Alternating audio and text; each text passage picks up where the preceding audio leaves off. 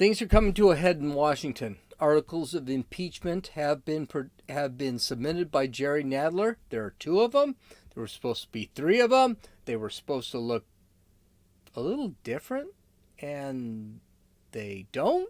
They look okay. Anyway, we're going to get into all of that with the articles of impeachment. The IG report by Michael Horowitz has been released.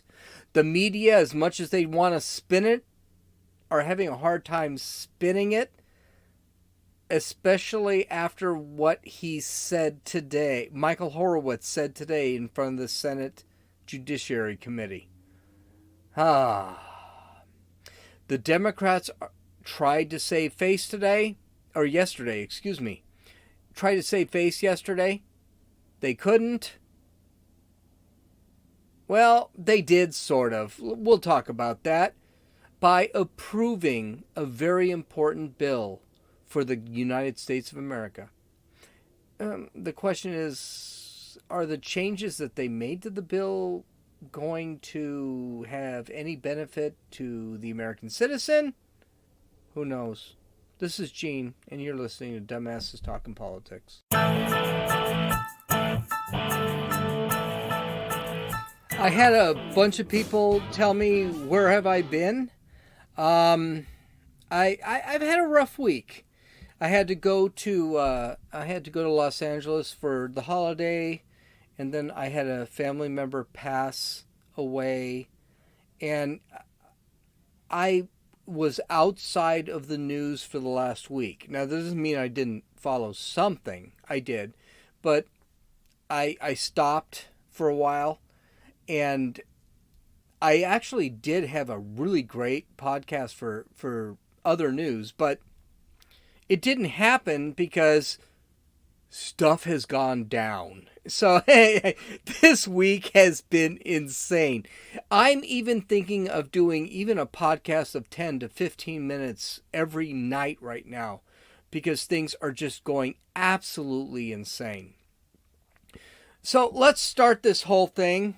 I think we need to talk about Impeachment Gate, and I think the best way to talk about Impeachment Gate is to get right into impeachment. So, welcome, Jerry Nadler. Let me set this up for you. Jerry Nadler is the guy who actually determined the articles of impeachment. But you also had Adam Schiff, Nancy Pelosi, who introduced Jerry Nadler. Adam Schiff, who was too scared to be interviewed on his own the day before. You had Maxine Waters, who has been basically shown as the most corrupt politician in Washington.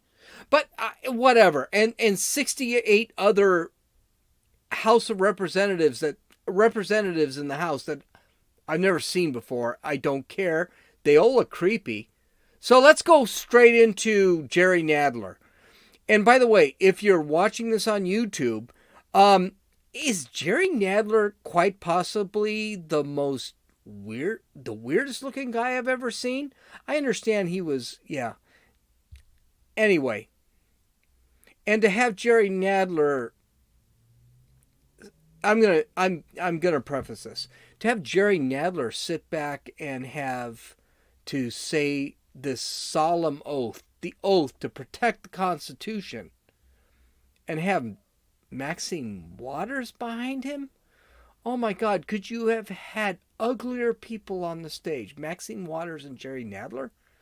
Anyway, okay, listen to this. If you're on YouTube, watch this. It's awesome. Today, in service to our duty to the Constitution and to our country, the House Committee on the Judiciary is introducing two articles of impeachment charging the President of the United States, Donald J. Trump, with committing high crimes and misdemeanors. The first article is for abuse of power. It is an impeachable offense for the President to exercise the powers of his public office to obtain an improper personal benefit while ignoring or injuring the national interest.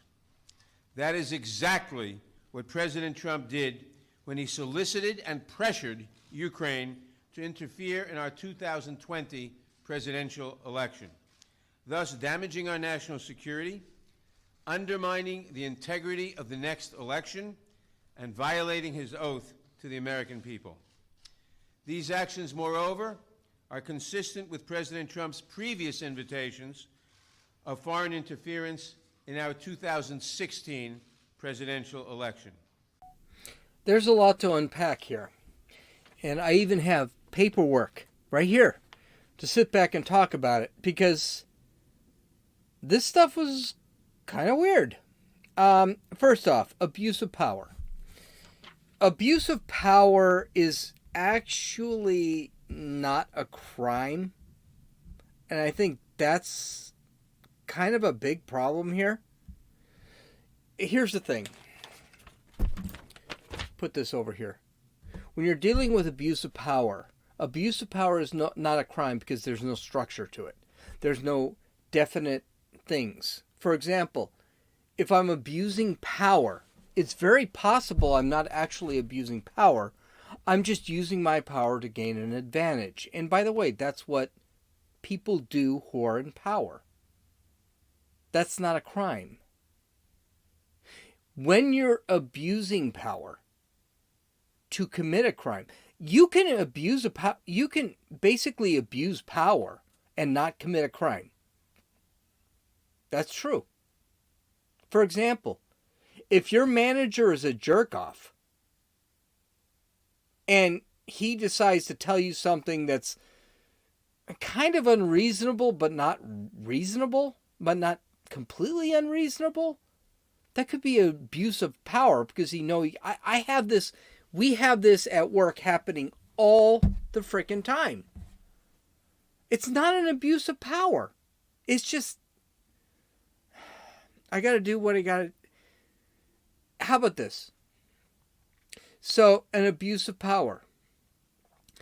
My boss comes up to me. He makes a sexual remark. He makes a sexual move on me. Let's go beyond remark. In the previous weeks, he's asked me, I need you to do this. I need you to do that. And they're very hard jobs. I get them done. And then my boss comes to me. Yeah, my boss is a man. Whatever. It's a joke. Yeah, whatever. He comes in and he sits there and makes a sexual move on me. Now, when he asks me to do something very difficult, even borderline on unreasonable, is that abuse of power? Yet it's still part of my job. The answer is yes. When he does something weird, sexually harasses me, is that an abuse of power? Yes. So if my boss asked me to have a report turned into him in 15 minutes, is that abuse of power? Yes. Is it a crime? No. When my boss decides to grab me in the butt, is that an abuse of power? Yes. Is that illegal? Yes. Here's the problem. Abuse of power does not immediately generate illegal behavior. The Democrats came up with something called bribery, extortion. That's what they were talking about. Bribery and extortion. Here's the problem the Democrats have. Bribery and extortion are actual laws. They're actually illegal. There's actually a way to prove that stuff happened. There's actually a code of conduct you need to follow for bribery and extortion. There isn't for abuse of power. Because my boss can do something that's completely legitimate. It's not illegal. But it's abuse of his power. I need a report in 10 minutes. Get it to me now. And he can be mad at me. He doesn't fire me, but he can be mad at me if I don't get it to him on time. It's the same thing here. Abuse of power is not illegal. Bribery, extortion are illegal. Because there are structures and standards for that kind of stuff. So here's the question. Why wasn't the first article of impeachment bribery? Why wasn't the first article of impeachment extortion? They weren't the first articles of impeachment because they were irrelevant. Because they had no evidence. So they had to throw something out there. And so they threw abuse of power, which is completely 100% subjective. Not good. Not good. Bad look. Because I got news for you. Their second article, and they only have two, is worse than the first article. But we're not going to get to that now. Let's keep unpacking this. The Democrats can't let go of the 2016 election. Everyone says it's Trump who can't let go of the 2016 election. And the reality is Trump can't let go of the 2016 election. I think half the reason that Trump wanted investigations of Ukraine before he released $400 million of U.S. taxpayer money is he wanted to make sure they weren't corrupt.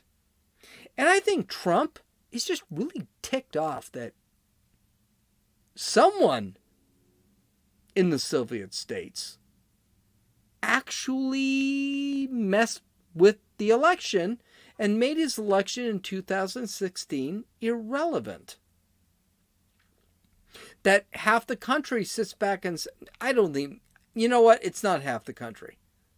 That a quarter of the country, maybe a fifth of the country, I'm thinking it's probably a sixth of the country, think that his election was invalid. And he wants that investigated. It's not a crime. In that case, Trump is doing exactly what everyone wants him to do. Don't give these guys $500 million and they're corrupt. We already know that we've given them $1.4 billion, and a substantial amount ended up missing. You don't hear that on CNN or MSNBC or ABC or CBS or NBC or CNBC or Washington Post or New York Times. No one tells you any of that. Even Fox News doesn't mention that. We've been screwed by the Ukraine already, and Trump not wanting to give money, that's absolutely fine. But he does not want 2020 destroyed because of Ukraine, the Soviet Union, Russia. If you want to call him Russia, that's fine. It's still a Soviet Union. Putin was a Soviet spy. He was Soviet.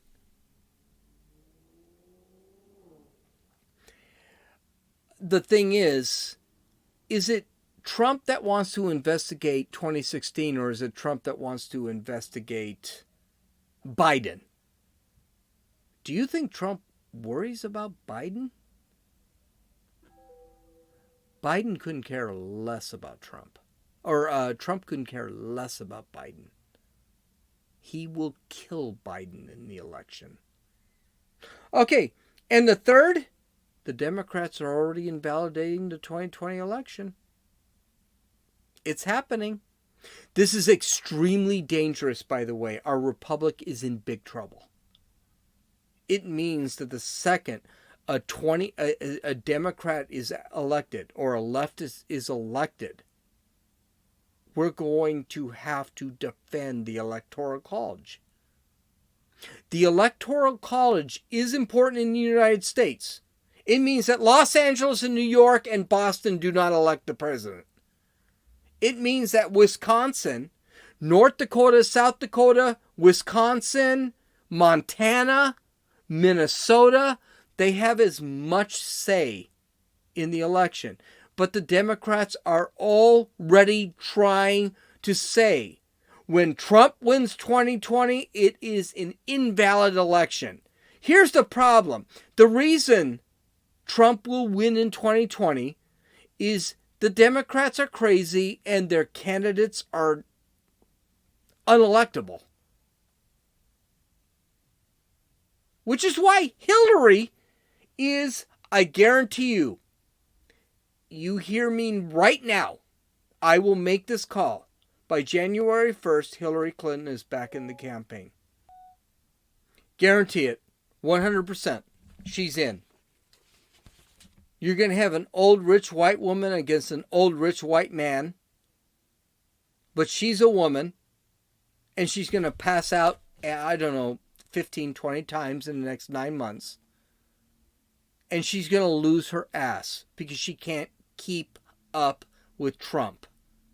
It's going to happen, folks. It's done. Hillary Clinton is in the campaign. And she won't say no. But that's how weak the Democrats are. And this is why impeachment is happening. And they're already trying to invalidate 2020. It's not like they've never done that before. George W. Bush was invalidated in 2000 because it was a close election. 2004 or 2004, he was invalidated because Gore should have won in 2000. Then you had what's his name winning. You had Obama winning, right? Now you're back to Trump, invalid in 2016, invalid in 2020.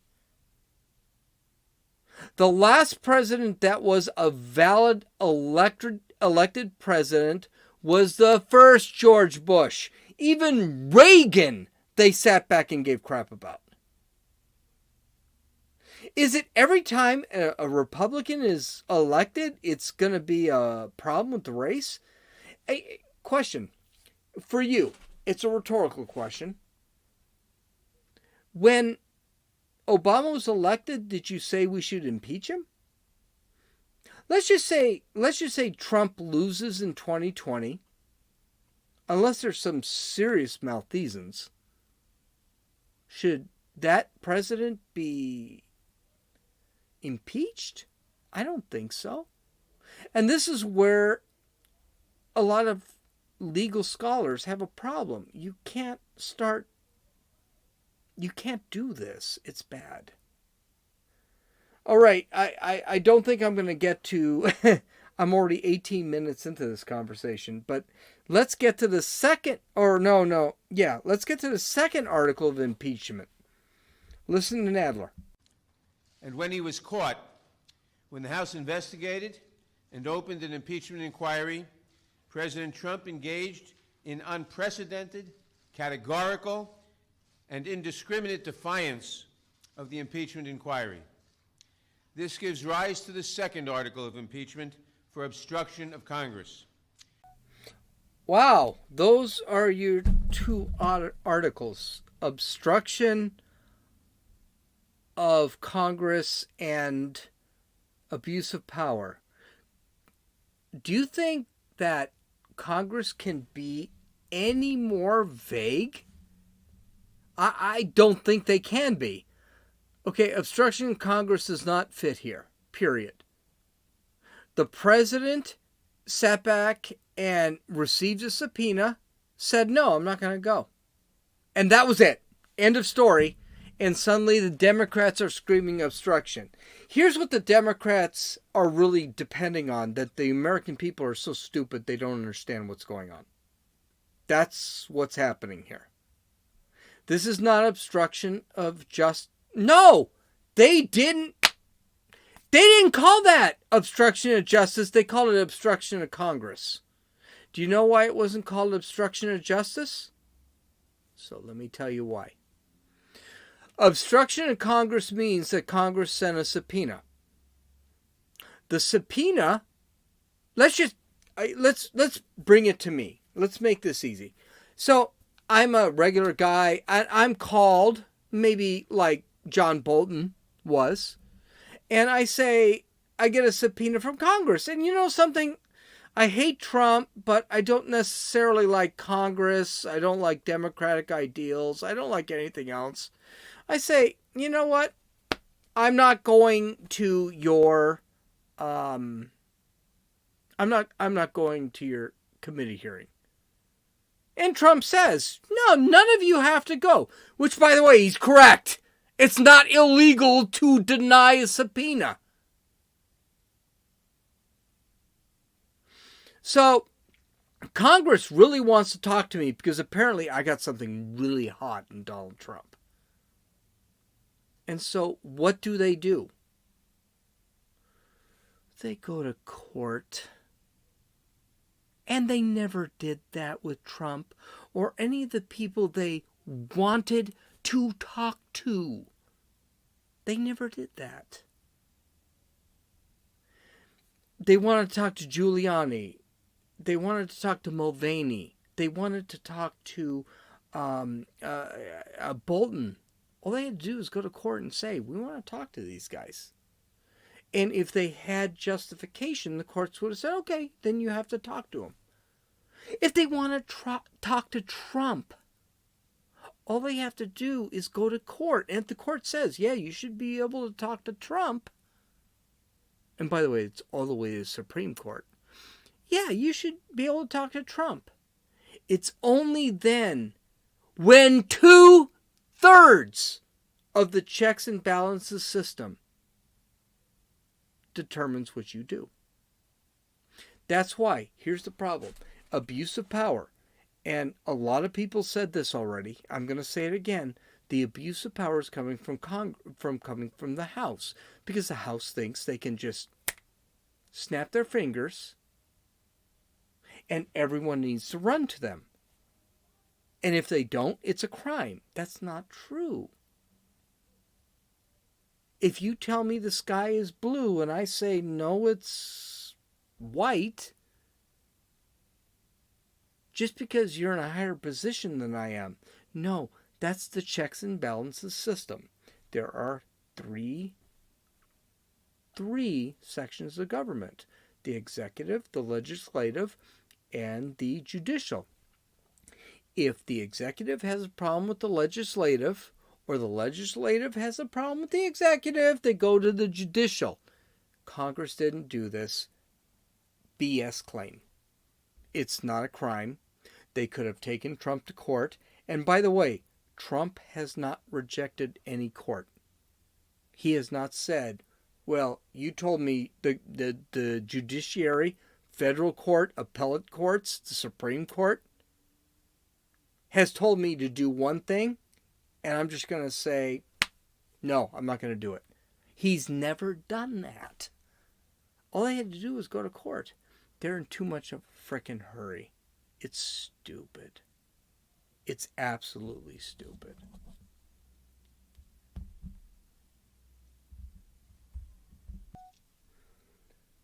The Democrats are panicking right now, especially those purple and red state Democrats that got elected by luck. They are extremely panicking. There is actually a request for censure now. I think there's 17, 18 Democrats that are requesting for censure. You've gone off, you've jumped the shark, you've dived off the highest board. It's done. It's done. Republicans, looking at the case that the Democrats have, are no, not going to happen.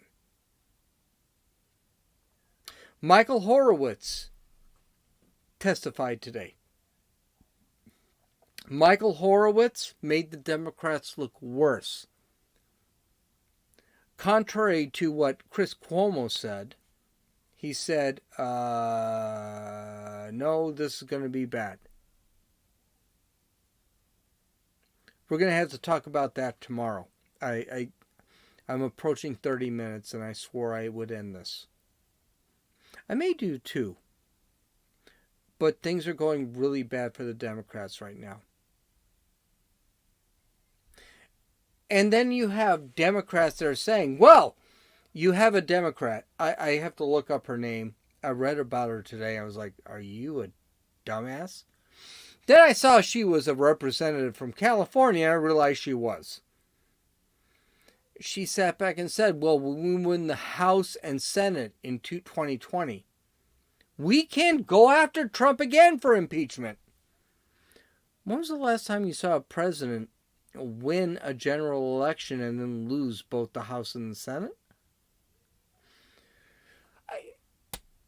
It's so dumb. Our politics are so dumb. How do these people get elected? Seriously.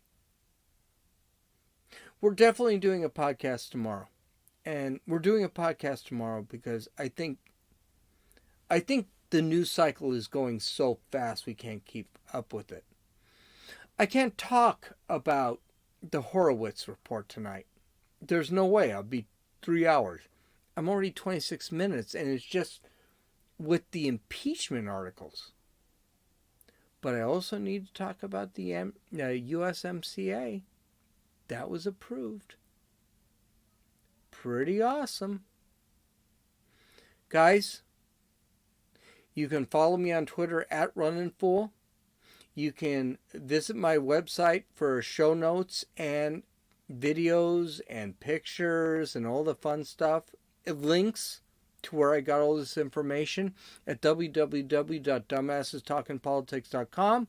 You can download or listen to this podcast at on Apple Podcasts, Podbean, Podcast Addict, and YouTube.